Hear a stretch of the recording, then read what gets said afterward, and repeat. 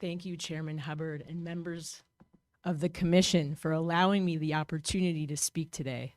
I would also like to thank the members of the Veteran Mental Health Leadership Coalition, Reason for Hope, and all the other individuals and organizations represented here today for their very powerful remarks. My name is Talia Eisenberg, and I'm an entrepreneur, a wife, and a mother. However, my story today begins on September 7th, 2007, when, like many other people across the United States, I had a dentist appointment for a routine procedure. As expected, I was given pain medication to reduce my discomfort during and after the procedure. I left the appointment and, as directed, went to a pharmacy on my way home and took a 10-milligram tablet of Vicodin to help me rest and recuperate. This action changed my life forever. Like 15 million Americans each year, I was pain-free, without discomfort, and able to begin healing from this otherwise routine root canal, but I also felt much more. I took the Vicodin as prescribed. It gave me a feeling that I hope I never forget. For the first time in my recent memory, I had an overall pleasant numbness and separation from a sense of dread and anxiety that I had not previously understood. When I took this opiate, I felt at ease and better equipped for life as a young adult in a very dynamic, demanding city and a world of increasing pressures and stress. I had no awareness of the changes that were taking place in the neurochemistry of my brain, but I continued to take the medication and was increasingly aware of a shift in my outlook, energy, and sense of peace and satisfaction with my life. My anxiety was erased, and the constant worries of being a young adult and making life choices faded. When this prescription ran out, I had forgotten about the dental procedure. No follow-up appointment was required, but I had 2 refills available, so I visited the pharmacy to receive more and more medication. More prescriptions were filled. This continued for months until eventually I was informed that no additional refills were available. More than disappointment, I had a feeling of dread as I was aware of my physical dependency. I experienced severe withdrawal symptoms. I found alternative sources of opiates to maintain feelings of pleasure and to avoid withdrawals. I turned to the secret use of what I was told was opium and then heroin to stave off withdrawals, and I continued to seek the pleasures of continuous use of opiates. I can say now what I could not reveal as a woman in my early 20s. I was a heroin addict. I knew I did not want to continue this behavior. I tried to reduce my dependency, but I could not endure the symptoms of withdrawal for more than a few hours. The physical and mental anguish was excruciating, but the shame and guilt prevented me from revealing the situation to the people who loved me most, including my parents and my boyfriend, who had never used a drug in his life. This addiction continued for more than a year and into the next. Eventually, I could not hide my addiction. My parents and family found out and were shocked, extremely worried, and thank God, eventually very supportive. Over a 2-year period, I went to 6 of the top rehabilitation centers in the US. I was admitted, I participated, and followed directions to the best of my ability. I tried to get sober by doing what the experts said. One suggestion that I followed was to begin taking a maintenance medication called Suboxone. The idea of stopping my opiate addiction by taking opiates seemed obviously contradictory, but like approximately 2 million people each year in the United States who pay approximately $300 per month, or nearly $600 million each year, I settled for this allegedly life-saving medication. If living on Suboxone forever was a life-saving solution, the horrible side effects made life not worth living. I felt depressed and like I had little energy to finish college or participate in daily activities. I wasn't in withdrawals, but I still wanted to use different, stronger opiates. I went in and out of rehabs to try and get and stay sober, but would relapse within weeks of my discharge. My family invested hundreds of thousands of dollars and experienced untold stress and trauma. I worked to find a community of people that used opiates. I was able to acquire pills through doctors, friends of friends, or referrals, and sometimes heroin off of the street. I am forever grateful that fentanyl had not yet entered the illicit drug supply, or I would likely not have had the opportunity to change my life, get an MBA, become a successful entrepreneur, a mother, a spouse, and honor the generosity and love of my family or be standing before you today. I was 23 when I contacted a friend with whom I had used opiates to ask where I could get more. To my surprise and dismay, he said he was clean, happily married, and working a full-time job that he really loved. He was no longer using opiates. He explains that he had returned from a trip to Mexico to try a plant medicine called ibogaine. I had never heard of this substance, but I knew this friend very well, and if it had, in fact, enabled him to stop using and have the strength to stay stopped, I knew I needed to try it. I did some quick internet research. I read about certain risks, but I rationalized that the risk could not be worse than my using IV heroin. I called a clinic and bought a plane ticket to Mexico. I went to a place that was unequipped to provide safe ibogaine treatments. It was what I would call a drive-through detox, and frankly, it was just fine with me. It had no medical infrastructure, no psychotherapy, no preparation or aftercare, and no vision for my long-term recovery. I have since learned that these are core requirements for increasing the success of ibogaine-assisted treatment. I took a few capsules of ibogaine and I endured a 12-hour experience that was quite nightmarish.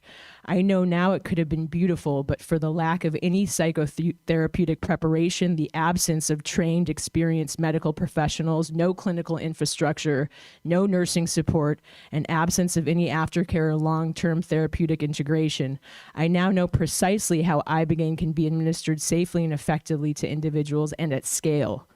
However, the ibogaine achieved what no other therapy or intervention had yet. Soon after leaving, I was able to receive supplementary doses of ibogaine, and I was totally free from withdrawals for the first time in years. And the psychological symptoms abated with time, along with support from therapists who truly understood the psycho-spiritual aspects of the ibogaine experience, which accelerated my healing. I had to learn how to be comfortable with feeling emotions again, learned how to eat healthy, get adequate sleep, and many other life skills. I have not had an opiate, a legal stimulant, or alcohol since the ibogaine experience almost 15 years ago.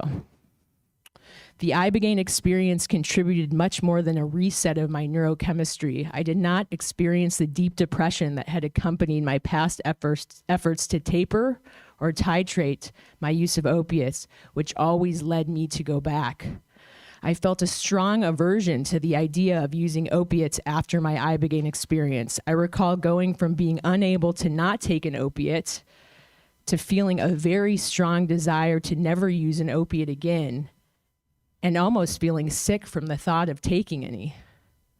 More compelling and important was a deeply personal and profound sense of purpose underlying my desire to expand my experience of recovery and develop new skills and understanding of the purpose of my existence, far more than detox, which I had experienced numerous times at other rehabs. I felt a newfound passion for pursuing a life of meaning and growth and helping others.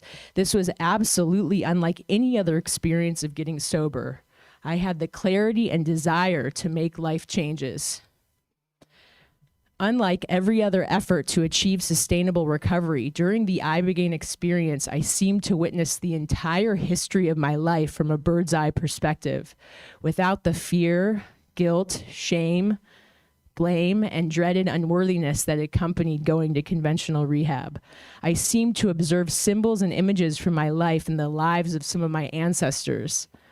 Although the beginning was very dark and challenging to get through, especially without the support of a guide or therapist prior, I was entirely rational the whole time and could remember a huge portion of the experience afterwards. Rather than feeling broken, afraid, ashamed of what I had become, and desperate for the end of my chemical dependency, I came to want to know and experience more of my own life like never before.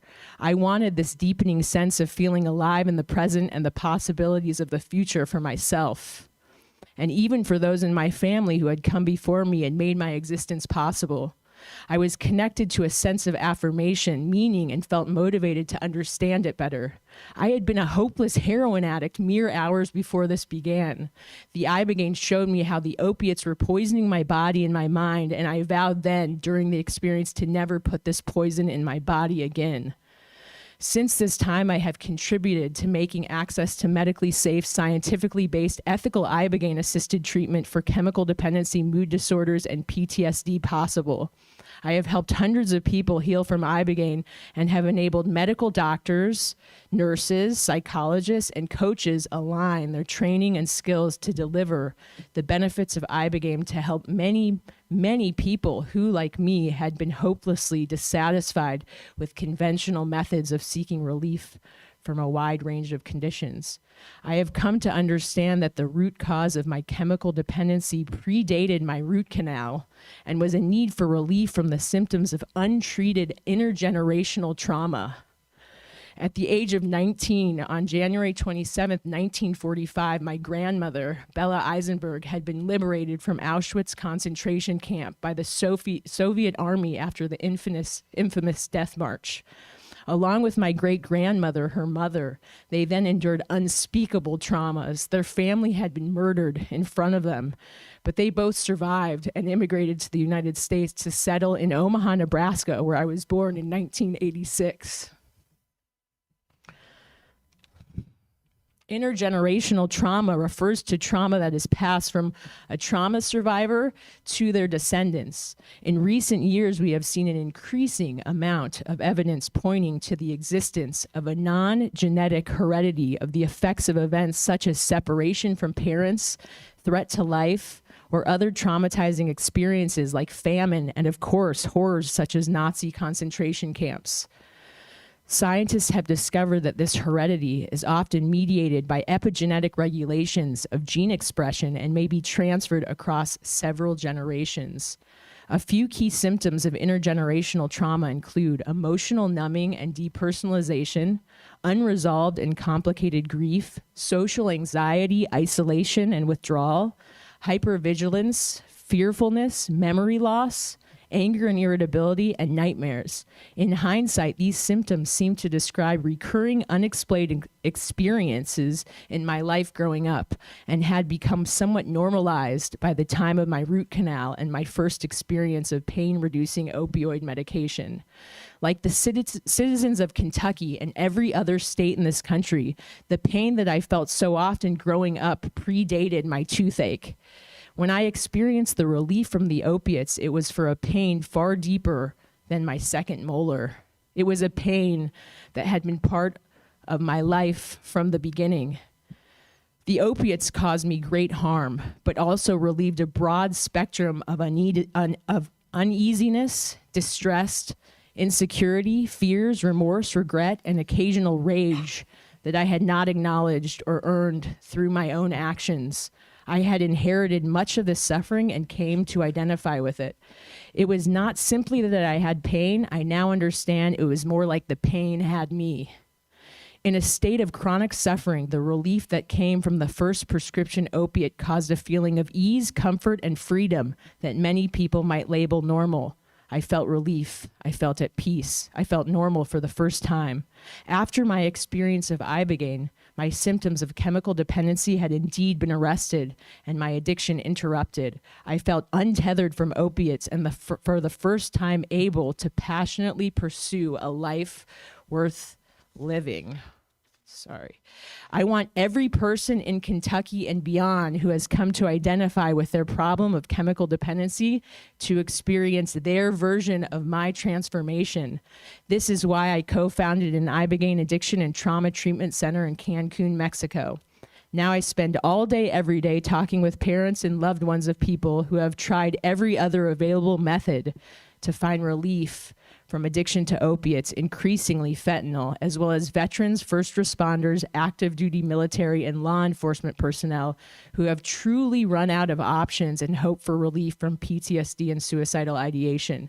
They are beyond desperate for any solution. It is my honor and privilege to help these individuals safely access ibogaine at our clinic under the care and support of numerous licensed, credentialed medical professionals and clinicians.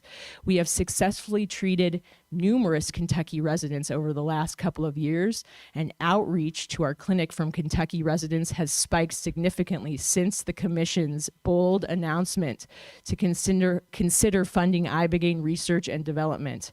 I can think of a no more worthy cause than to invest in this research and development of clinical infrastructure for ibogaine here in Kentucky, so citizens of this great state are no longer forced to go abroad but can achieve healing at home. Finally, should you choose to support this initiative, I am confident that you will look back upon your vote someday and count it amongst the most impactful moments of your lifetime. You will be truly helping those whose lives have been stolen by dependency to opiates and who feel devoid of depth and meaning to achieve a rapid and robust level of healing that current treatments simply cannot and do not match.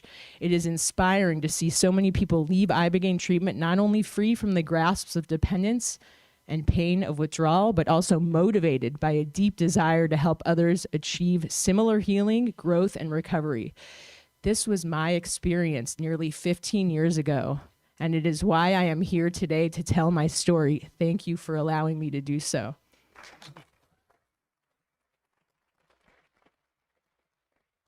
Are there any questions or comments for Ms. Eisenberg from commission members? I have a question. Hi. Hi. Thank you for telling your story. We appreciate it. How large is your clinic, and who manages the medical facilitation of it? We have a medical director. We have about four full-time medical doctors. We have about 14 ACLS cardiac care trained nurses and about 45 employees in total. And it's growing.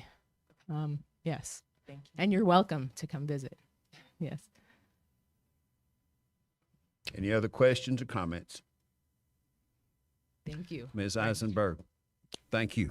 Thank you. Thank you.